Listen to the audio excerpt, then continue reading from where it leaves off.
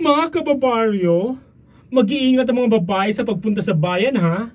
May sindikato na nagre-recruit ng mga babaeng gustong mag-abroad. Papangakuan nila kayo ng malaking sweldo doon. Nako, etos lang po yon.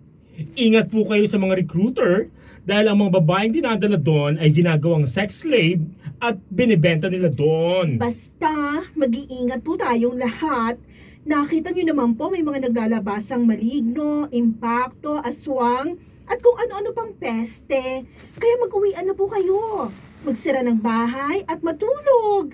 Sige na po, at hating gabi na umuwi na kayo at tapos na ang show. Go, go, go! Pumasok na din tayo mga day. Kailangan kong tapusin ang paggawa ng formula. Hindi pwedeng forever ganito. Ay, masisira ang karir ko. Ay, correct ka, mother. Lalo naman na Kets. Di ko tipipay ang ganite. Pumipilanti ka mga daliri ko, pati bewang. Masakit na sa kakakembot kapag lumalakad. Baka naman. Baka naman bet mong magpakape, Arlene. Ay nako, day. Parang magiging season na yata agad sa kadidikdik ng mga damong pinulot ko sa tabing ilog at tabing bukid. Para lang makabalik tayo sa natural nating life.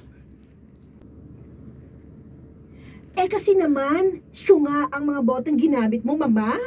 Wala na ngang label, pare-pareho pa ng kulay. Sana man lang, Roy G. Biv ang ginamit mo.